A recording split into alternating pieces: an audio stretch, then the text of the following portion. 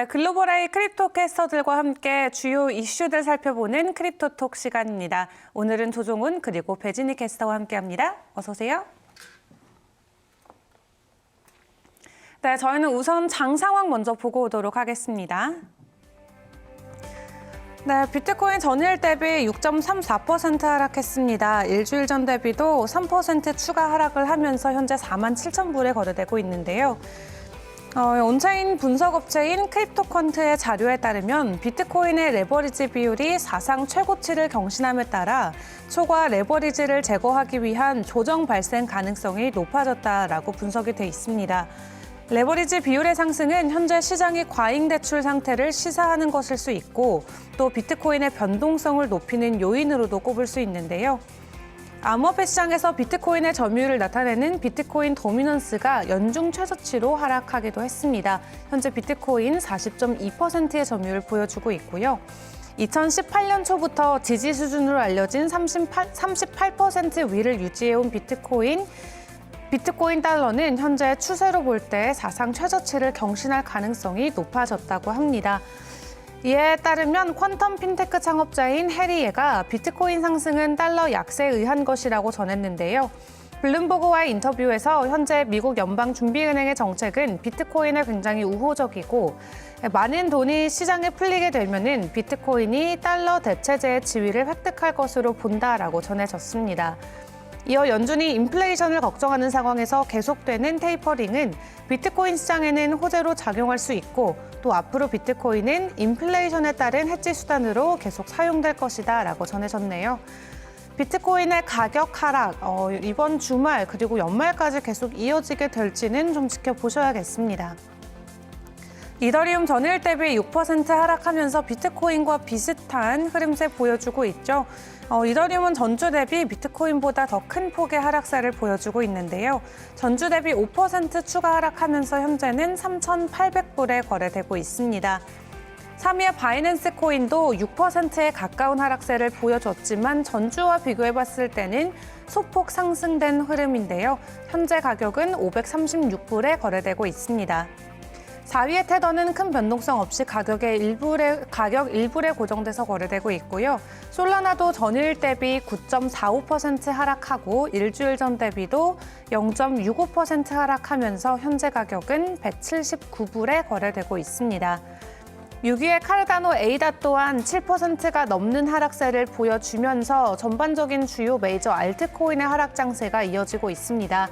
하지만 그 전에 워낙 가파른 하락세를 보여줬던 에이다이기 때문에 전주 대비는 여전히 10% 가까이 회복된 모습을 보여주고 있는데요. 현재 에이다는 101불 41센트에 거래되고 있습니다. 시리의 서클에서 발행하고 있는 USDC 큰 변동성 없이 가격은 1불이고요. 리플은 전일 대비 전주 대비 모두 큰 폭의 하락세를 보여주고 있습니다. 전일 대비 8%, 또 일주일 전 대비 9.78% 추가 하락하면서 현재 가격은 85센트에 거래되고 있습니다.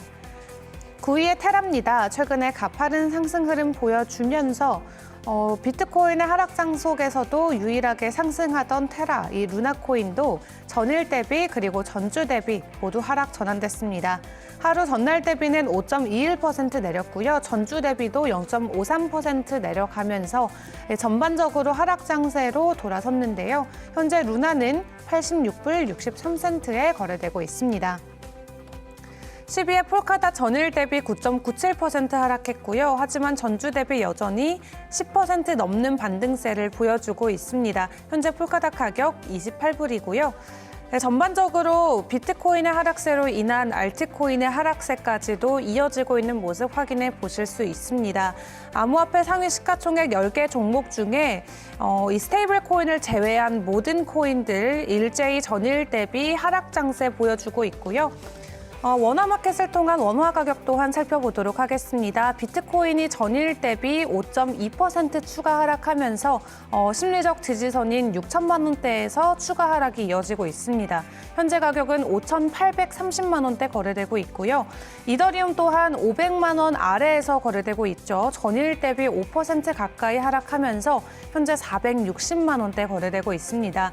이 비트코인과 이더리움 모두 심리적 지지선으로 작용되는 주요 가격대에서 훨씬 더 내려간 가격대에 현재 거래되고 있기 때문에 추가적으로 이 공포 심리로 인한 매도세가 더 강해질 수도 있을 것 같다는 생각이 듭니다. 리플 또한 전일 대비 7% 하락하면서 현재 1,045원에 거래되고 있고요. 최근에 좋은 상승 흐름 보여줬던 코인들 또한 일제히 파란불 켜내면서 하락 장세 이어가고 있습니다. 폴리곤 같은 경우도 전일 대비 7.54% 추가 하락했습니다. 현재 가격 3,065원이고요. 디센트럴랜드 또한 전일 대비 9.34% 하락하면서 4,000원대 거래되고 있습니다. 현재 업비트 유일하게 두 종목만 빨간불 켜내면서 상승 흐름 보여주고 있죠. 아이콘이 9.57%의 상승 흐름으로 2,000원대 거래되고 있고요. IoT 또한 전일 대비 4% 오르면서 1,700원에 거래되고 있습니다. 거래대금 순으로 살펴보자면은 여전히 샌드박스와 아이콘, 니어 프로토콜, 최근에 핫했던 종목들의 매수세가 굉장히 강한 모습 확인해 보실 수 있습니다. 추가적인 가격 하락에도 불구하고 거래대금 5위에는 리플이 이름을 올리고 있고요. 이더리움 다음으로 스택스, 폴리곤, 디센트럴랜드, 밀크 등등 다양한 코인들이 자리 잡고 있습니다. 지금까지 시황 살펴봤습니다.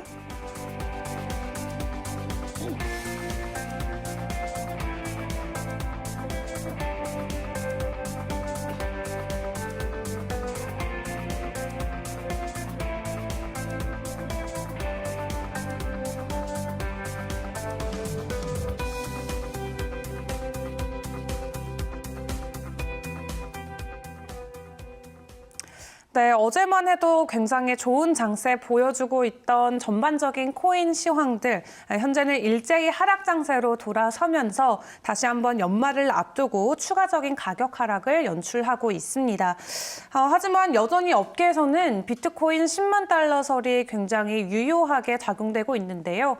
내년 초 안에는 다시 비트코인이 현재 2배 가격인 10만 달러까지 돌파할 수 있을 것이다라는 의견이 분분한 것 같습니다. 업계 전문가들은 어떻게 생각하는지 조용원 캐스터를 통해 한번 들어보죠. 네, 보통 연말에는 이제 크리스마스 랠리라고 하죠. 저희가 기대해 볼 만한 그 비트코인 비롯한 모든 암호화폐 상승을 예측하곤 하는데 현재는 랠리 없이 지루한 장이 연속으로 나타나고 있습니다. 시가총액 1위 비트코인은 약 5만 달러 근처를 배회하고 있고 이더리움은 약 4천 달러를 기록 중에 있습니다. 국내 거래소 프리미엄은 약 2% 선에서 형성되고 있고 전체 암호화폐에서 비트코인 점유율은 38% 정도가 됩니다. 미국 연준의 테이퍼링 가속화와 오미크론의 등장으로 비트코인 암호화폐 시장은 연말 랠리 없이 지루하게 흘러가고 있는데요. 이런 상황이지만 유명 애널리스트들은 잇따라 비트코인이 2022년 10만 달러로 상승할 것이라는 예측을 놓고 있습니다. 윌리유는 비트코인이 내년 랠리를 준비하고 있다면서 과거 비트코인의 가격 상승 유형을 고려했을 때 올타임 하이, 지금의 최고가죠. 6만 9천 달러 선에서 10만 달러까지 상승하는 것은 어려운 일이 아니다라고 전망을 밝혔는데요. 또한 유명 애널리스트죠. 플랜비도 지금 비트코인 단기적인 가격 하락은 신경을 쓰지 않고 있다. 곧 10만 달러를 넘어설 것이라고 예측했습니다. 해리 예 퀸텀 핀테크 창업자 또한 현재 미국 연준의 정책은 비트코인에 우호적이라며 많은 돈이 풀리면 비트코인이 달러 대체로서 지위를 새롭게 획득할 것이라고 내다봤습니다. 네, 플랜비나 윌리우, 우리 시장에서 굉장히 유명한 애널리스트들은 여전히 비트코인과 관련해서 굉장히 긍정적인 전망치를 내놓고 있습니다. 모두 내년이 되면은 이 비트코인이 다시 한번 상승 랠리를 타고 10만 달러를 돌파해 줄 수 있다라고 전망하고 있는데요. 그런 가운데 안에서도 이 비트코인보다도 이더리움에 베팅하는 전문가들도 많아 보입니다. 비트코인보다는 이더리움을 사는 게 훨씬 더 유용하고 훨씬 더 좋을 것이다라고 의견을 제시하는 사람들이 있는데요. 대표적으로 라울 팔이 이더리움과 관련된 또 발언을 했었죠. 네, 맞습니다. 라울 팔이죠. 전 골드만삭스 임원이자 현 리얼비전 CEO가 비트코인을 팔아서 이더리움을 사라고 권유했습니다. 27일 머니토크 유튜브를 통해서 이렇게 말한 건데요. 유튜브에서 암호화폐가 인류 역사상 어떤 기술보다 보다 빠르게 채택이 되고 있고 또 인터넷은 1997년 1억 5천만 명에서 63%씩 사용자가 증가했지만 이 암호화폐는 해마다 113%나 늘고 있다라고 설명했습니다. 크립토 사용자는 2024년이면 10억 명에 달하는 기하급수적인 증가를 낳을 것이라고도 설명했습니다. 이 라울팔은 모든 자산이 토큰화되고 암호자산 스스로도 성장을 하기 때문에 현재 2조 5천억 원 달러 수준인 이 크립토 자산 규모가 10년 안에 100배 이상인 250조 달러에 달할 것으로 전망했습니다. 또한 이더리움은 지금 4,000달러보다 100배인 40만 달러까지 갈 수 있다고 이야기하면서 50%가 떨어질 수 있지만 거래하지 말고 지속적으로 보유하고 있어라라고 권유했습니다. 그는 심지어 비트코인을 모두 팔아서 포트폴리오의 80%를 이더리움으로 보유하고 또 나머지 20%는 샌드박스 등 다른 코인을 가지고 있다라고 밝혔는데요. 비트코인을 매각한 이유로는 비트코인 맥시멀리스트의 폐쇄성을 꼽았습니다. 마치 무슨 종족처럼 이렇게 행동을 해서 커뮤니티의 확장성이 떨어진다고 설명했습니다. 네트워크 확장성이 이더리움보다 낮다고 생각하는 게 그의 생각입니다. 네트워크 확장성이 이더리움보다 낮은 비트코인이기 때문에 결국 이 시가총액 그리고 가격적인 면에서도 이더리움이 훨씬 더 효율적일 것이다라고 강하게 주장했는데요. 그렇다 보니까 내년에는 결국 궁극적으로 이더리움이 비트코인의 시가총액을 뛰어넘고 이더리움이 암호화폐 1인자가 될 것이다라는 추측도 난무하죠. 하지만 이더리움이 비트코인의 시총을 추월하는 것은 굉장히 가능성이 낮다라고 또 반대 의견을 전하는 사람도 있습니다. 어떤 내용인가요? 네, 굉장히 핫한 토픽이죠. 과연 이더리움이 비트코인을 이길까 이런 예측이 많이 나오고 있는데 네. 유명 암호화폐 리서치죠. 메사리에서 이제 CEO 라이언 셀키스 씨는 2022년 보고서를 통해서 이더리움 시가총액이 비트코인 시가총액을 넘어설 가능성은 약 20% 정도 된다고 발언을 했는데요. 그중 메인 이유는 비트코인이 돈의 가치로서는 이더리움보다 우월하기 때문이라고 밝혔습니다. 암호화폐에서 가장 큰 지위를 유지하기 위해서는 비트코인이 돈의 가치가 더 많기 때문에 이더리움이 시가총액을 넘기 어려울 것이라는 판단인데요. 라이언 세키스는 암호화폐 시장이 만약 이더리움 네트워크를 세계에서 가장 독보적인 사용자 소유 컴퓨팅 플랫폼이라고 강점을 인지한다면 비트코인보다 높게 평가하더라도 시총이 비트코인을 추월하는 일은 20% 정도밖에 안 된다고 말했습니다. 비트맥스 설립자이자 아서 헤이스의 주장을 인용하면 이더리움은 최고의 가상 컴퓨터와 최고의 화폐가 동시에 될 수가 없다라고 했는데요. 암호화폐 세계에서 가장 강력한 화폐 시스템인 비트코인이 가장 큰 가상 컴퓨터보다 가치가 높다고 평가했습니다. 라이언 셀키스는 오히려 이더리움의 추격자들에게 이제 역전될 가능성이 더 높다고 봤습니다.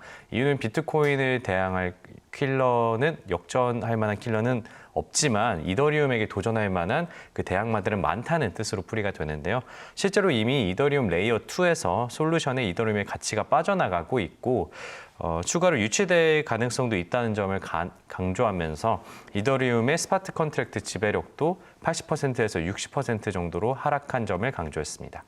이더리움이 결국 돈의 역할을 하지 못하기 때문에 결과적으로는 이 비트코인이 훨씬 우세할 수밖에 없다라고 전하면서 또 이더리움을 대체할 수 있는 수많은 다양한 레이어 1 코인들이 존재하기 때문에 이더리움은 항상 긴장할 수밖에 없다는 뜻 같습니다. 현재 암호화폐 시가총액, 현재 가격들을 살펴보면은 좀 돈이 많이 빠지고 있죠. 그럼에도 불구하고 내년에는 이 암호화폐 강세장이 올 수밖에 없다라고 주장하는 많은 업계 전문가들이 있는데요.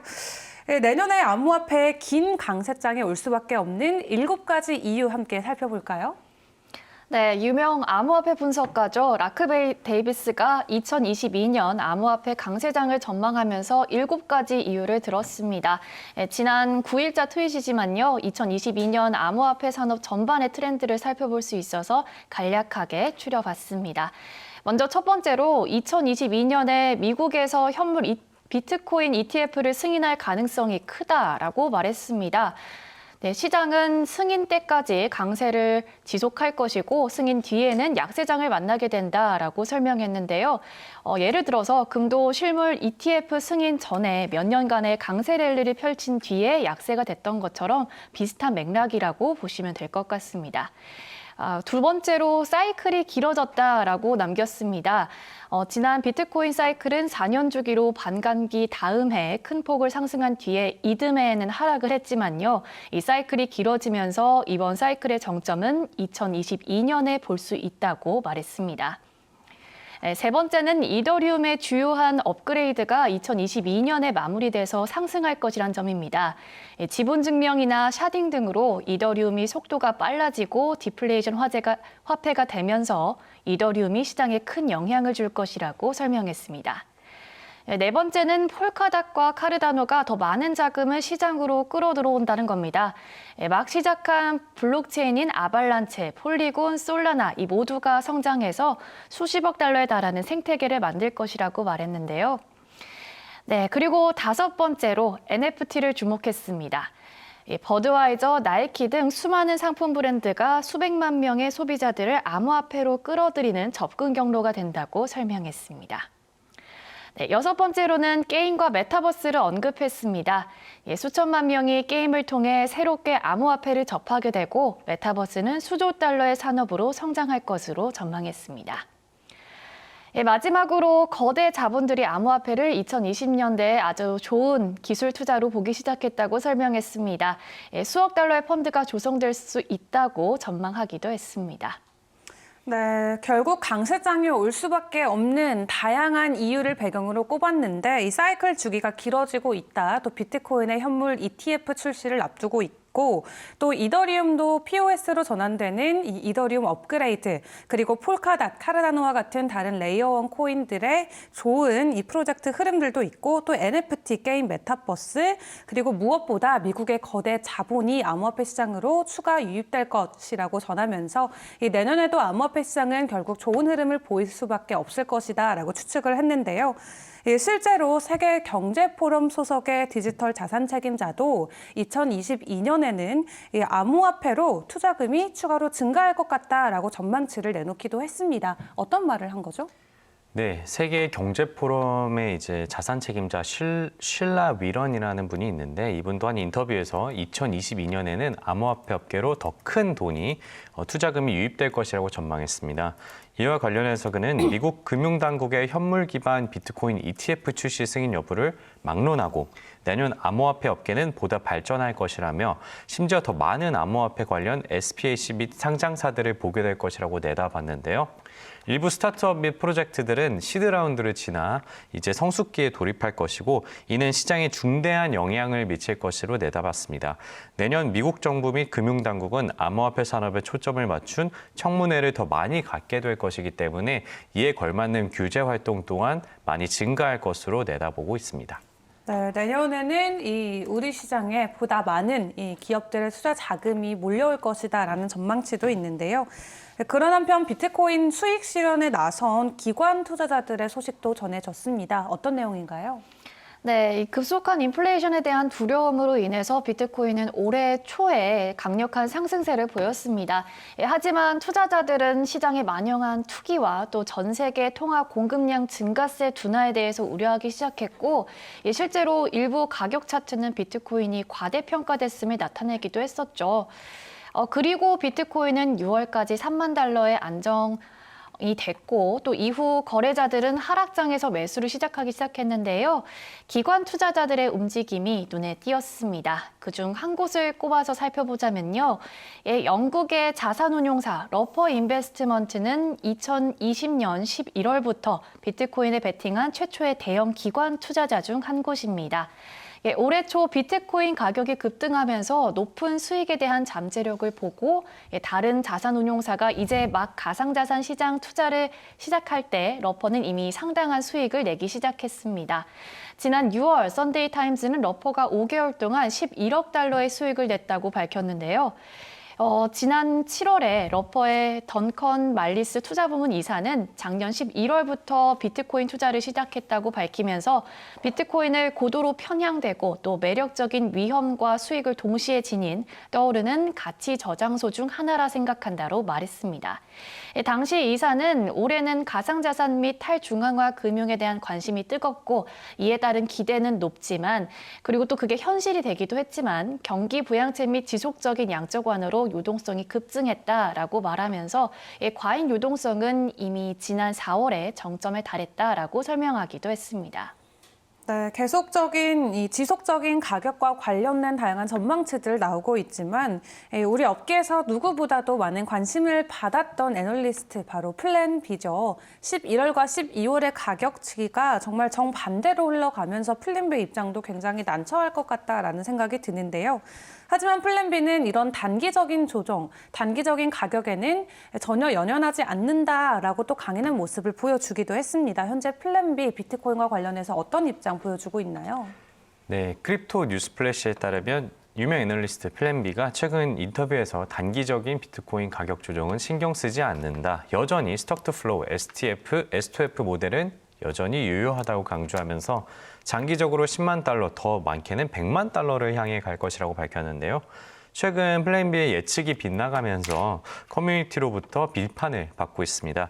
스톡 투 플로우는 스톡과 플로우, 그 공급량과 재고량, 을 사용해서 지금까지 비트코인이 채굴된 총량에서 소각량을 제외하고 재고량을 1년 동안 채굴된 공급량으로 나눈 값이기 때문에 올해가 약 이제 3, 4일밖에 남지 않은 현 상황에서는 플랜 B가 예측한 그런 비트코인 10만 달러 도달 시나리오는 실패했다고 볼 수 있습니다.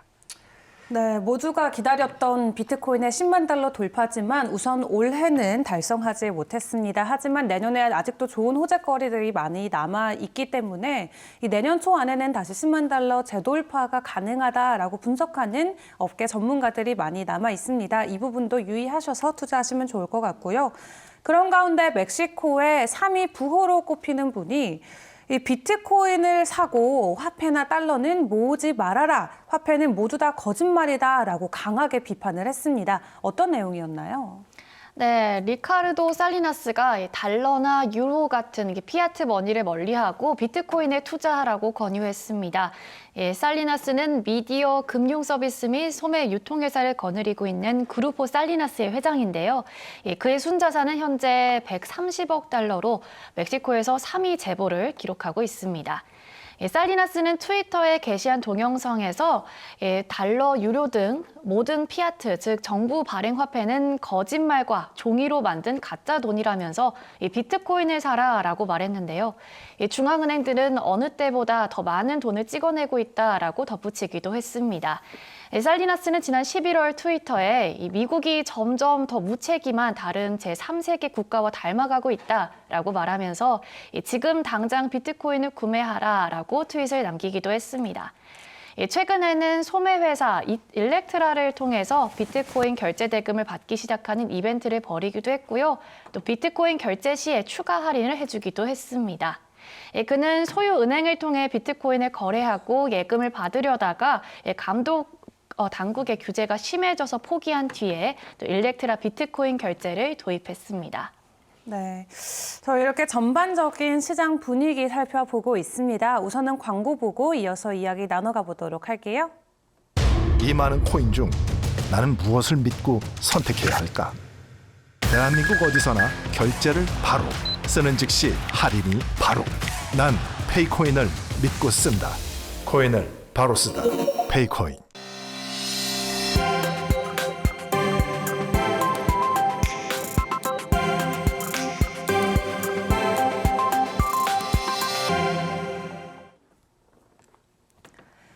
네, 저희 전반적인 시장 분위기 함께 살펴보고 있습니다. 정말 가격과 관련해서 여러 의견들이 오고 가고 있지만 내년이 되고 전반적인 시장 흐름은 다시 살펴봐야 될 것 같습니다. 앞서 전해드린 것처럼 올해도 이 기업들의 대규모 자금이 우리 시장에 많이 들어왔는데요. 내년에는 더 많은 자금이 몰릴 것으로 예상은 되고 있죠. 이 올해 몰린 돈만 무려 30조 원이 넘고요. 유니콘 기업이 무려 65건이나 탄생했다고 합니다.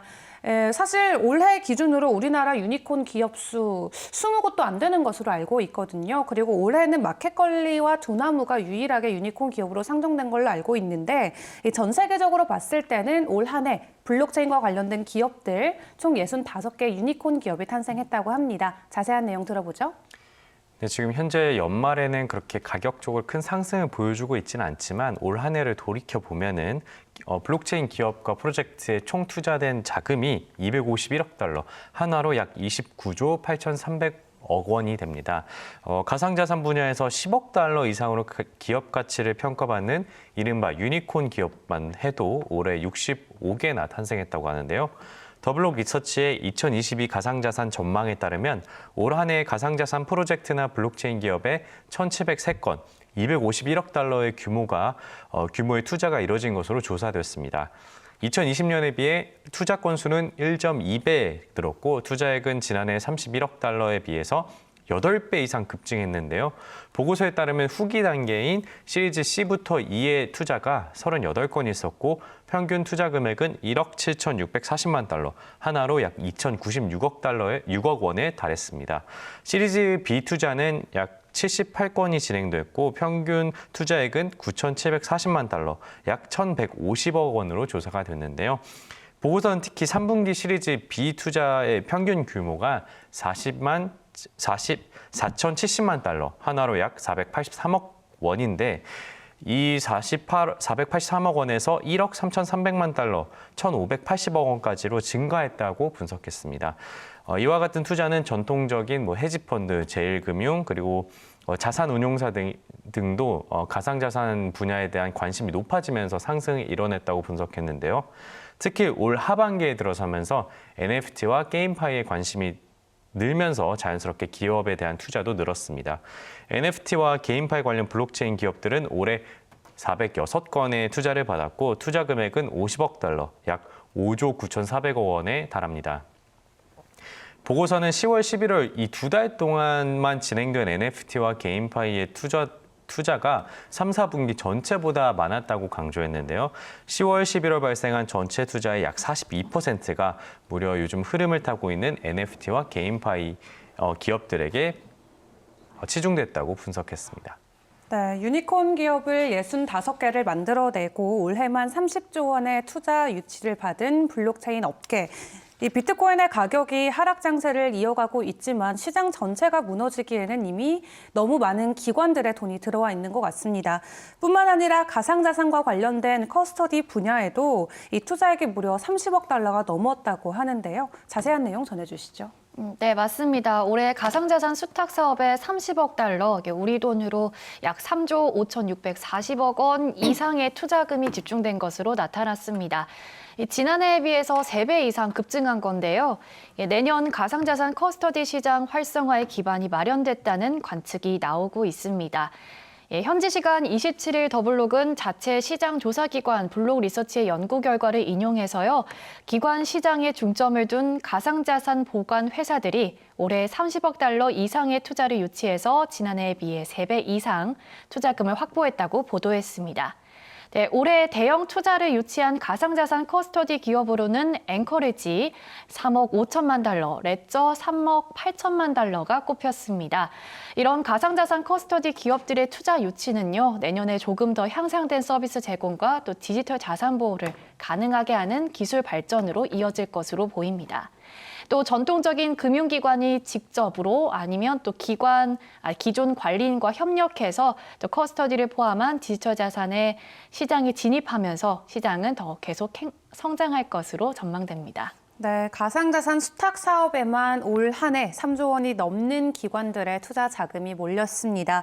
그렇다면 내년의 가상자산 트렌드 어떻게 될지도 궁금한데요. 사실 올 한 해 이 블록체인 기술을 본격적으로 적용하면서 이 산업적 대중화 기반이 마련되기도 했었죠. 내년의 블록체인 트렌드 어떻게 보고 있을까요?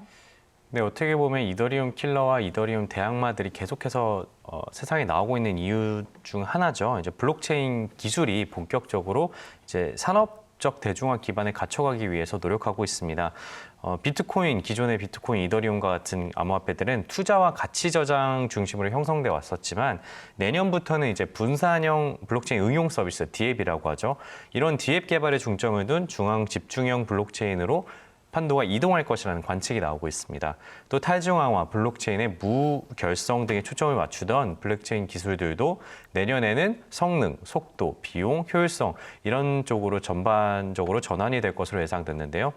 27일 코인텔레그래프에 따르면 텔루리안 엑소알파의 자산관리 책임자 장 마르크 본네포스는 디지털 자산 관련 트렌드가 보안, 가치 저장에 중심을 둔 비트코인, 이더리움에서 성능 향상 및 DApp 개발에 중점을 둔 중앙 집중화 블록체인으로 향하고 있다고 주장했습니다. 타중앙화 및 블록체인 무결성에 중심을 두던 과거 블록체인 기술도 이제 성능, 속도, 그리고 효율성을 추구하는 사용자가 증가하며 추세적 변화가 나타나고 있다고 진단했습니다. 네, DApp이라고 하죠. 이 분산형 어플리케이션을 올릴 수 있는 이 DApp의 개발이 내년에도 좀 중점적으로 계속해서 진보할 것 같다라는 분석이 나왔습니다. 이 올 한 해 NFT와 메타버스 그리고 디파이와 관련된 섹터들의 굉장히 강한 흐름으로 우리 시장의 전반적인 상승 장세를 이어갔지만 이 DAO와 관련된 소식들도 계속해서 많아지고 점점 규모가 커지고 있습니다. 탈중앙 자율 조직 이죠. DAO가 내년에는 또 어떤 흐름 보여줄지 또 올 한 해는 어떤 프로젝트들이 굉장히 성행에 성공했는지도 함께 살펴보도록 하겠습니다. 네, 이 DAO라고 불리는 탈중앙 자율조직은요, 공통의 목표를 지닌 개인들이 블록체인상에 형성한 조직을 말합니다. 대중에게 조금 다소 낯설었던 이 DAO가 최근 참여자 수와 또 자금 규모가 늘어나기 시작하면서 미술이나 스포츠, 크라우드 펀딩, 그리고 금융 이런 시장에서 존재감을 드러내기 시작했습니다. 지난 26일 기준 DAO는 187개, 자금 규모는 117억 달러, 또 참여자 수는 160만여 명에 달하는 것으로 확인됐습니다. 이 탈중앙화된 조직이라는 게 좀 구체적으로 어떤 모습인지 또 어떻게 운영되는지 살펴보기 위해서 디스크립토가 선정한 올해 인상적이었던 DAO 프로젝트 중에 3가지를 꼽아봤습니다. 먼저 비트다오입니다. 음악 NFT 매입을 위한 다오인데요. 자금을 모아서 고가의 음악 NFT를 매입하거나 새로운 작품 활동을 지원하고 있습니다. 대표적인 음악 NFT 오일러비치 커뮤니티에서 만난 58명이 시작했는데요. 올해 3월에는 희귀한 오일러비치 애니그마 NFT 4종을 매입하는 데 성공했고요. 또 4월에는 오리지널 양캣 아티스트와 스눕독의 합작을 이끌어내서 25만 달러 상당의 수익을 올렸습니다. 다음으로 살펴본 다오는 다양한 디파이 생태계에 투자하는 비트다오입니다. 보유 자금 기준으로 세계 최대 규모를 자랑합니다. 피터 딜, 앨런 하워드, 파운더스 펀드와 같은 대형 투자자 그룹이 지원해서 화제가 되기도 했는데요. 이 비트다오는 전통적인 벤처 펀드의 블록체인 기술을 접목한 형태입니다. 자체 토큰 보유자만이 투자 집행을 제한하고 투표할 수 있습니다. 현재 아트, 엔터테인먼트, 금융 전반에서 웹3 발전을 지원할 계획이고요. 스테이킹이나 대출 등 자금을 활용할 수 있는 솔루션도 개발하고 있습니다. 마지막으로 컨스티튜션 다오입니다. 소도비 경매에 올라온 미국 헌법 초판본을 낙찰받아서 공동 소유하기 위해 만들어진 다오인데요.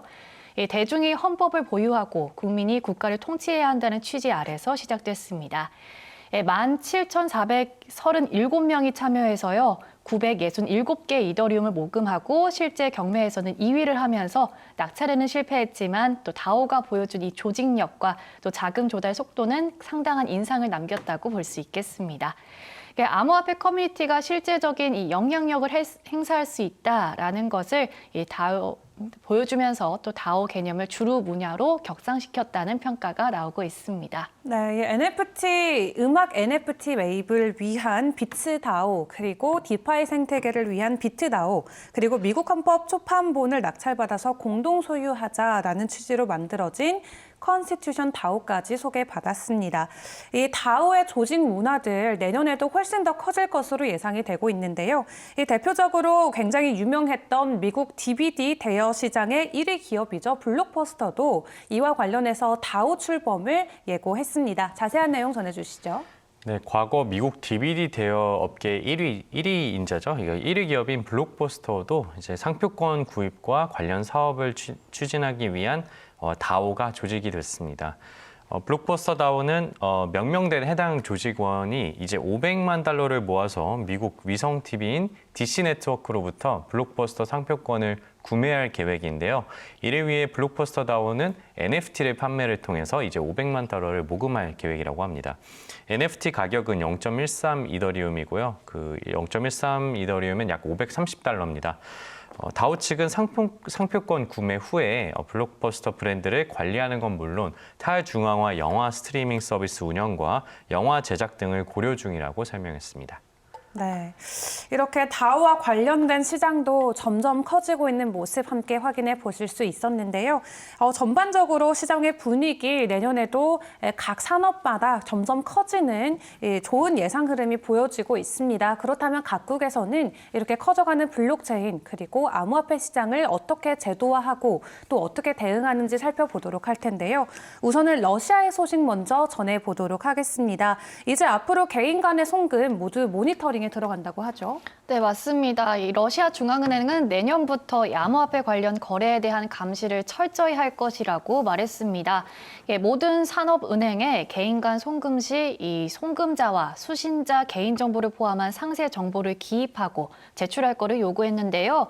내년 1월부터 본격 시행될 전망입니다. 또 가맹점 카테고리 코드 MCC를 활용해서 암호화폐 거래소 또는 지갑에 대한 직불카드 결제를 차단하는 방법을 검토하고 있습니다. 여기서 MCC 코드라는 건요, 비자나 마스터카드와 같은 신용카드 기업들이 또 가맹점을 분류하는 데 사용하는 이 4가지 숫자를 뜻합니다. 러시아 블록체인 경제위원회는 MCC 기반의 규제가 불법적인 거래소는 막지 못하고 또 투명한 기업들이 이곳을 떠나게 만들 것이라고 말했습니다. 러시아 암호화폐 결제 스타트업 조이스 CEO도 업계에서는 MCC 코드를 사용하는 방안에 대해서 이게 효과가 있을지 미지수다라고 말하기도 했습니다. 네, 기존의 금융권을 탈피하려는 이 탈중앙화를 목적으로 나온 비트코인이지만 러시아에서는 결국 중앙은행에서 모든 개인 간의 송금을 적극적으로 검토하고 계속해서 모니터링해 나가겠다라고 강한 대응책을 마련했습니다. 엘살바도르 같은 경우는 아예 비트코인을 법정 통화로 채택하면서 올 하반기 굉장히 주요 이슈로 떠오르기도 했었죠. 하지만 갈수록 비트코인의 사용량이 급감하고 있다고 하는데요. 그렇다면 결국 엘살바도르는 비트코인의 도입에 실패했다라고 분석해 볼 수 있는 걸까요? 좀 자세한 내용 들어보죠. 네, 엘살바도르에서 이제 비트코인 거래량이 급감을 하면서 일부에서는 이제 엘살바도르의 비트코인 실험이 실패로 끝난 게 아닌가라는 지적이 나오고 있습니다.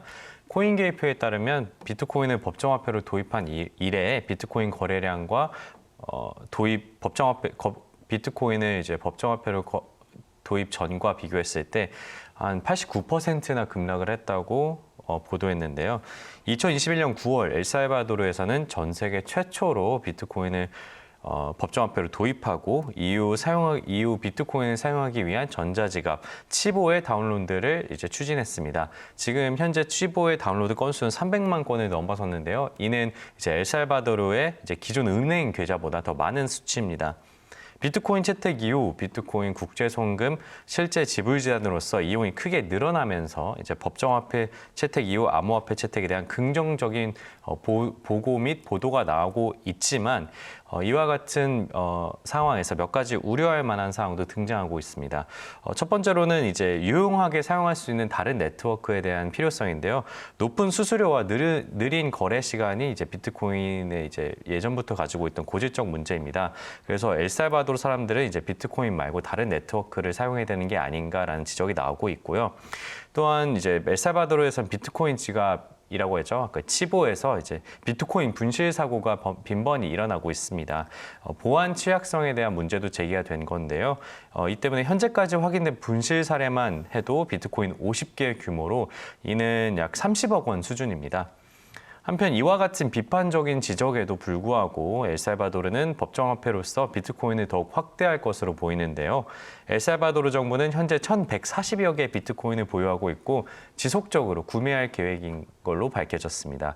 실제로 엘살바도르는 이제 비트코인이 가격이 떨어질 때마다 이제 저가에서 매수를 한 소식이 들려왔었는데요.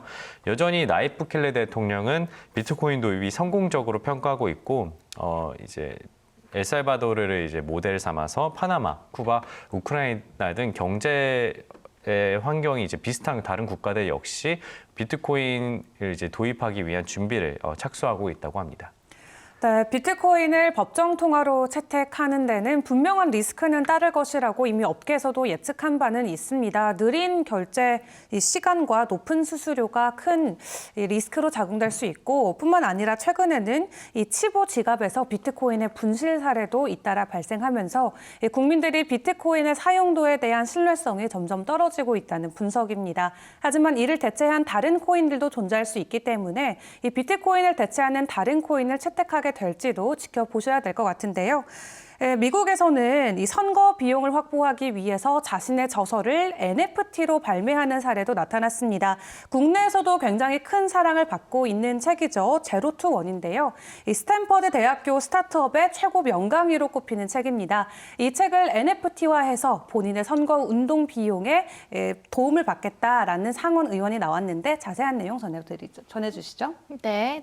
애리조나 상원 의원 후보 블레이크 메스터스가 자신의 공동 저서죠. 제로투원을 NFT로 발행한다고 밝혔습니다.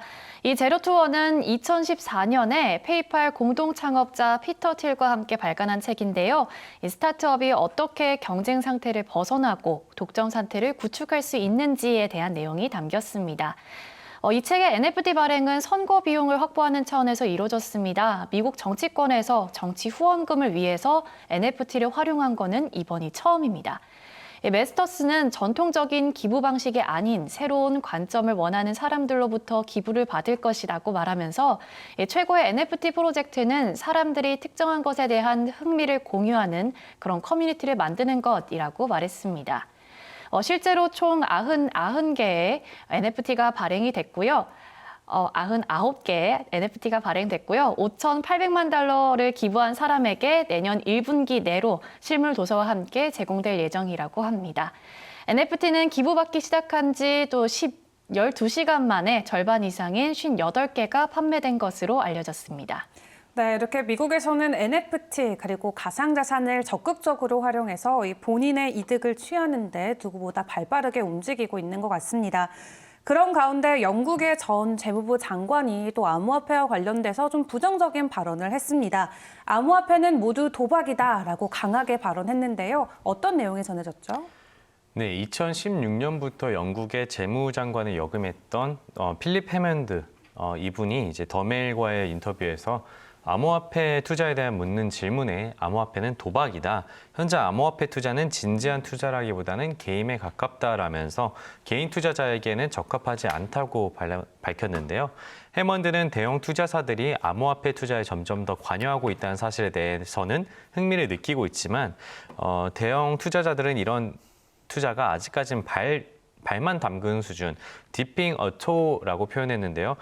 그 정도에 불과할 만큼 극도로 적은 액수라고 강조했습니다.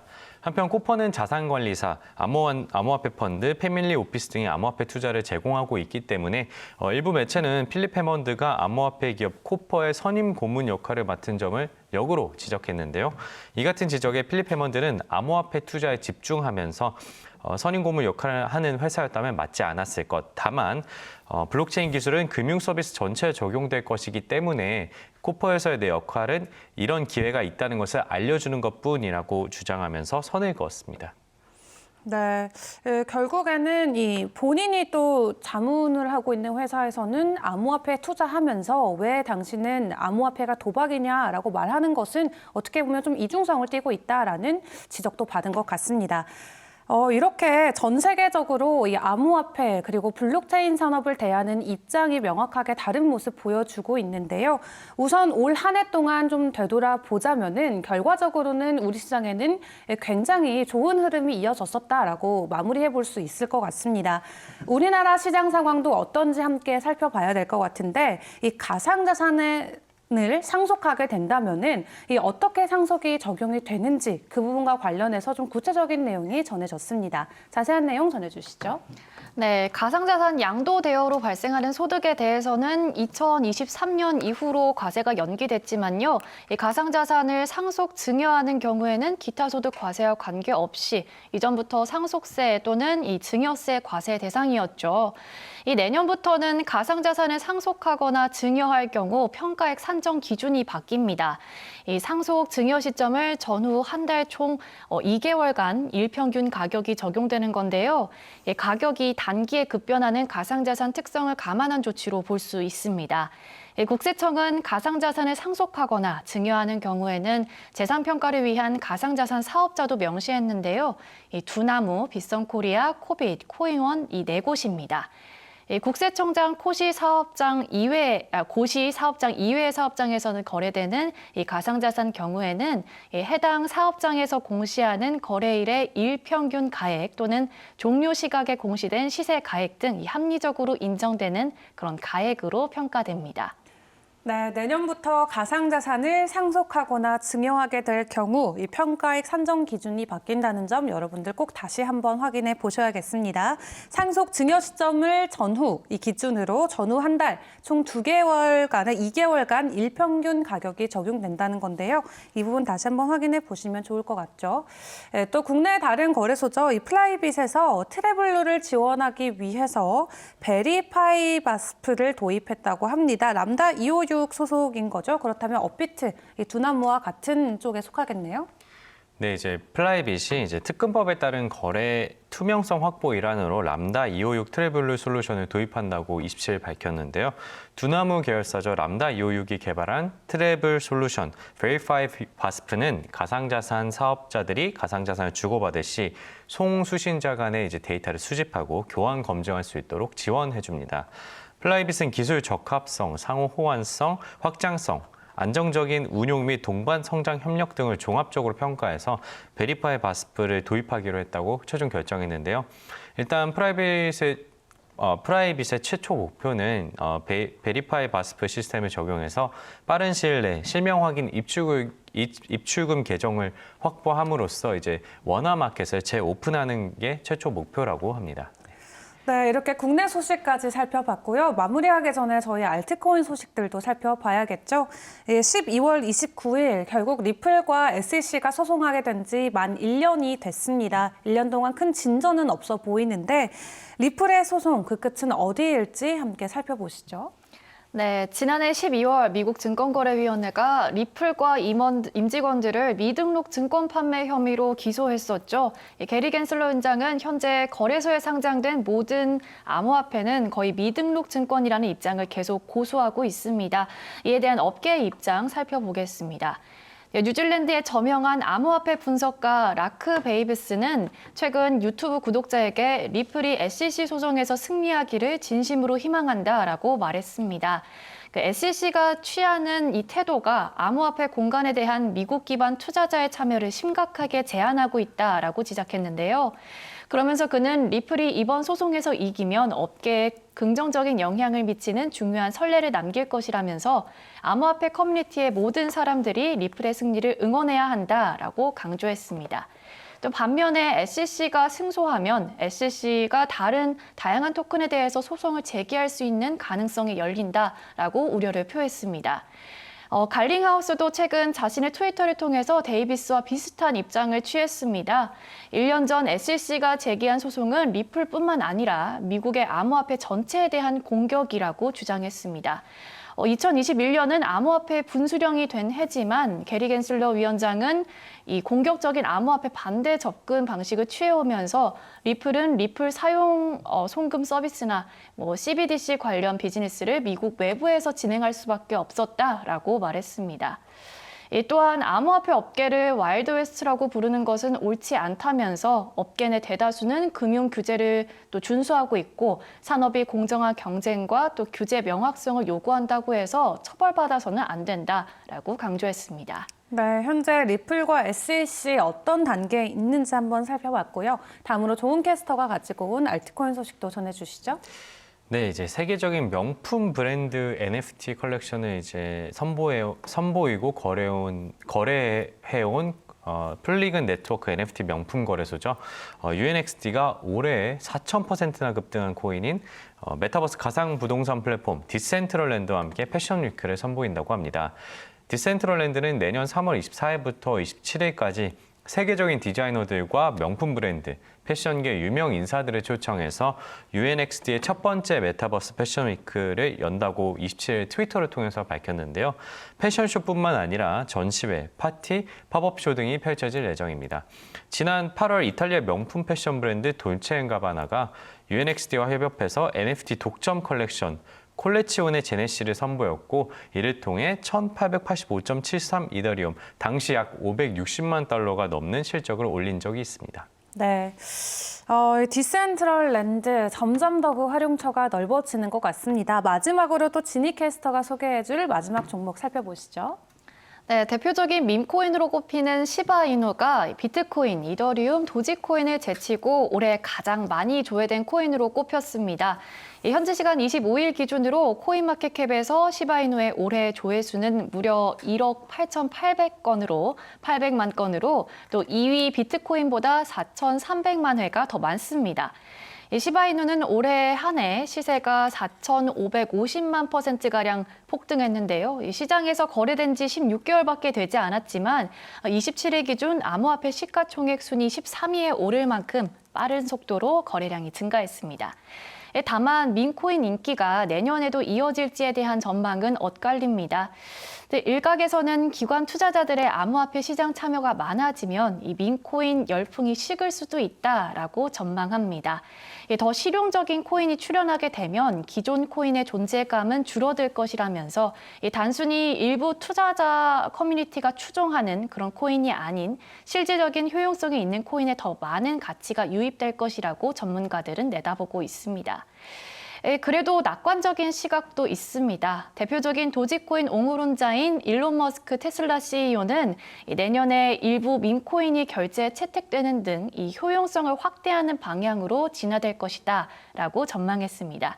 실제로 미국 영화관 체인 AMC는 지난달 비트코인과 이더리움뿐만 아니라 시바이누 등 밈코인도 결제 수단으로 허용한 바가 있죠.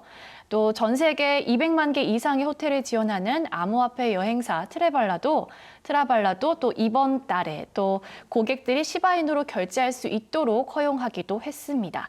또 마지막으로 유럽 1위 암호화폐 거래소인 비트스탬프도 내년 시바이누에 대한 지원을 또 추가할 예정이라고 밝혔습니다. 네, 이렇게 주요 알트코인 종목들까지 살펴봤습니다. 저희 마무리하기 전에 투자 고지해야겠죠?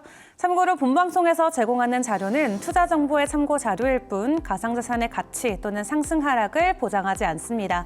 이 점 꼭 이해해 주시고요. 저희는 다시 인사드릴게요. 시청해 주신 여러분 고맙습니다.